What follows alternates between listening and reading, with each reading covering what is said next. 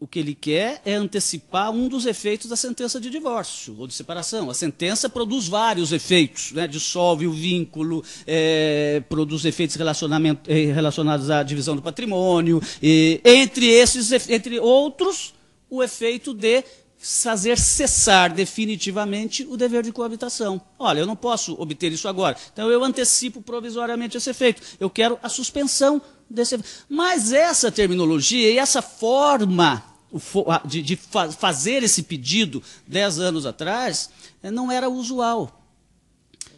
A ordem colocou como única medida adequada naquela situação a cautelar de separação de corpos. Que, se nós formos atender à doutrina processual, pelo menos na época dominante, não é cautelar. Separação de corpos é antecipação de efeito da tutela, como sustação de protesto, como são várias outras medidas, hoje chamadas cautelares, à época com muito mais inflexibilidade, denominadas de cautelar, mas que a rigor não são cautelares. Não é? A minha proposta inicial sempre foi, vamos desconsiderar isso porque são espécies de um mesmo gênero. E na medida em que são espécies de um mesmo gênero, nós não devemos nos preocupar com esses aspectos formais que não contribuem em nada para conferir maior segurança ao processo. Mas isso hoje alguns aceitam, a maioria até, mas na época não. Esse aluno foi reprovado. Foi reprovado no exame de ordem por essa razão, né? Então, eram problemas. Bom, aí me convidaram para essa comissão, eu falei, bom, mas eu não acho necessário um novo código. Né?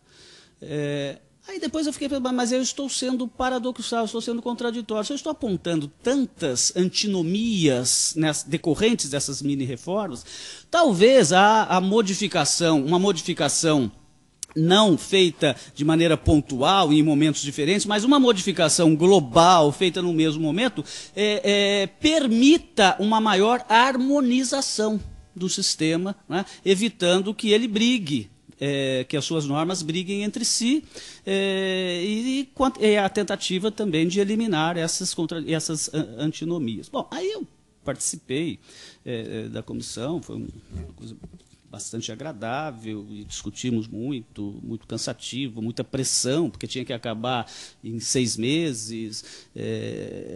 Um dos aspectos negativos do trabalho foi exatamente esse, né? Mas chegou uma altura lá que o professor Adroaldo, o professor Humberto e eu falaram, bom, agora ou nós vamos terminar, porque se sairmos agora vai ficar uma situação pior, não obstante nós entendamos que há necessidade de um prazo maior para reflexões. Bom, enfim, saiu isso que está aqui. Não é, evidentemente, o ideal, não é aquilo que se pretendia. Muitos membros da comissão tiveram posições contrariadas, saíram vencidos, mas numa democracia o que nós fizemos foi aprovação por maioria, e muitas das regras que estão aqui, com elas eu não concordo. E, da mesma forma, cada um dos membros da comissão. Bom, mas me parece que o resultado disso não é tão bom quanto alguns, principalmente os membros da comissão, apregoam, mas de forma nenhuma é tão ruim quanto alguns críticos estão apontando, né? O problema é o seguinte: muitas dessas críticas são sinceras, muitas dessas críticas são pertinentes e muitas dessas críticas têm de ser acolhidas para o aprimoramento do projeto, que é perfeitamente possível fazê-lo. Na minha opinião, houve uma evolução em determinados aspectos, eu vou tratar exatamente disso, tá? Sem me preocupado com o horário, eu não quero transformar isso aqui no almoço de vocês, porque isso aqui alimenta a mente, mas não alimenta o corpo. Então, muitos dos críticos visam com as suas propostas, realmente aprimorar o projeto. Mas muitos, e eu tenho percebido isso nitidamente, o fazem por uma única e exclusiva razão. Ou seja, eu merecia estar na comissão e não fui convidado para ela. Né? Aliás, no Brasil, de todos os processualistas existentes, e são muitos, todos acham que foram injustiçados, ou a grande maioria deles pensa assim, porque não participou da comissão que elaborou o projeto. Então, vai criticar o projeto até o fim. Esse é um fenômeno natural, faz parte do ser humano, mas não precisamos exagerar. Né? Vamos admitir que alguma coisa boa o projeto produziu. E eu, na minha opinião, alguma coisa boa em termos de aprimoramento da técnica, o projeto contém. Né? E, em relação ao nosso tema, me parece que nós podemos analisar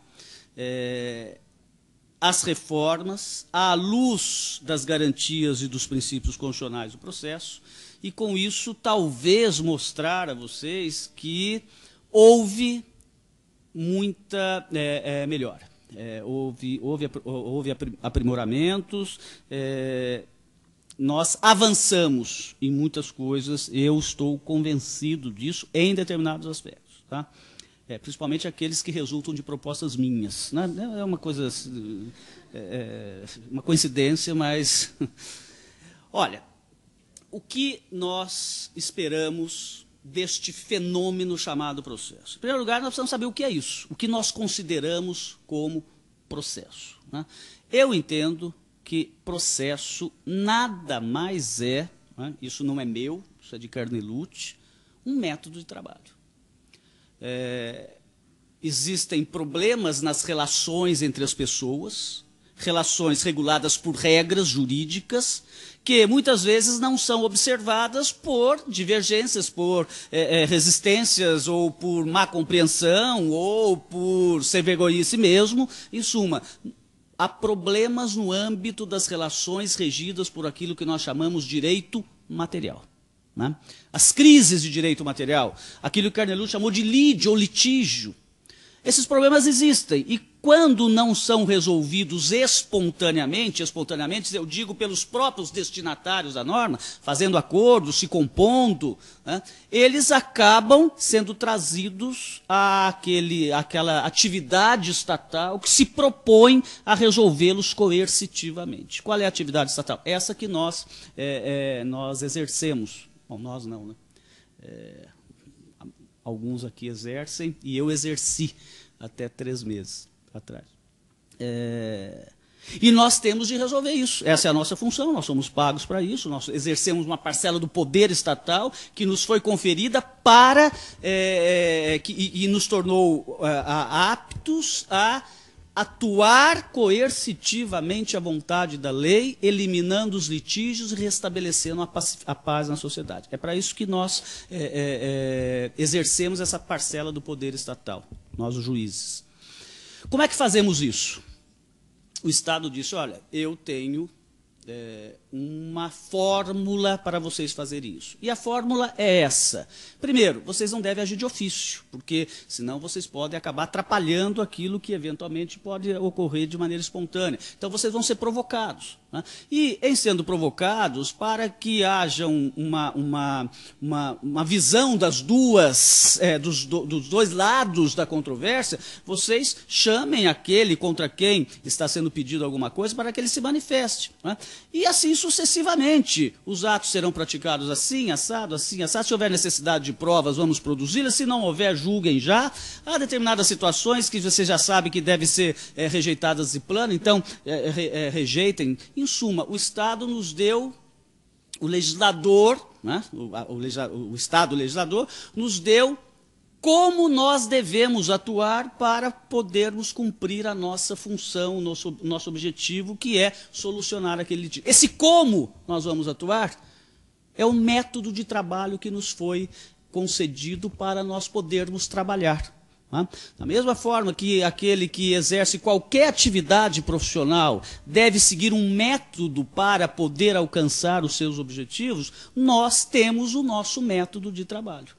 E o método de trabalho que nos foi concedido chama-se processo.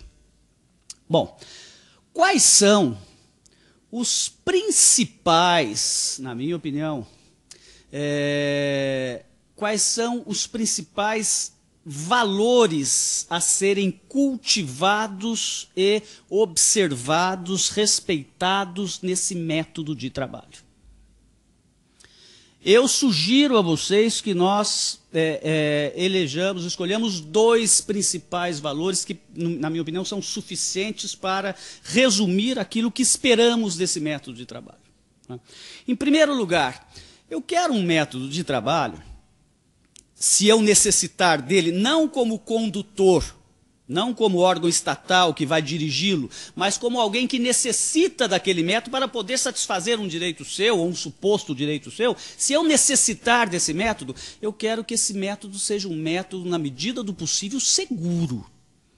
Que me dê, que ao final dele produza um resultado legítimo, ainda que eu venha eventualmente a perder, mas eu tenho de ter nesse método de trabalho poderes, direitos de me manifestar, de apresentar as minhas razões, de defender o meu ponto de vista, em suma, de exigir do juiz que aprecie as minhas alegações. Eu quero um método seguro.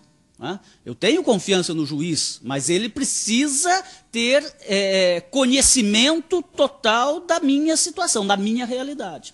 E essa é uma esperança de ambas as partes, de ambos os sujeitos parciais do processo, que são autor e réu. Né? Eles querem ser ouvidos. Né? Alguns dizem que o processo é um exemplo típico, em proporções reduzidas, do exercício da democracia. Por quê? Porque é através das manifestações que as partes, os sujeitos parciais, interessados no resultado, podem participar da formação desse resultado. Como? Tentando convencer o juiz. Né? E aí eu faço um parênteses para reconhecer que ambas as partes não estão ali para buscar justiça. Claro, a justiça para eles é um resultado favorável aos seus interesses. Né? Nós não podemos negar essa realidade. Né? Quem está absolutamente distante dos interesses em conflito e deve resolver aquilo segundo a sua convicção, sem qualquer vínculo com esses interesses, é o juiz. Né? Os sujeitos parciais, o autor e o réu, representado por seus advogados, estão ali para ganhar.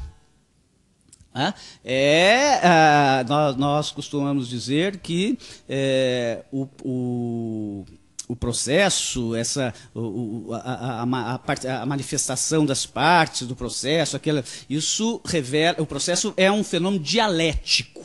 Né? Se vocês se tiverem curiosidade de ler 2 ou 3 páginas, um trabalhinho de Schopenhauer, ele explica o que é a dialética para ele. Né?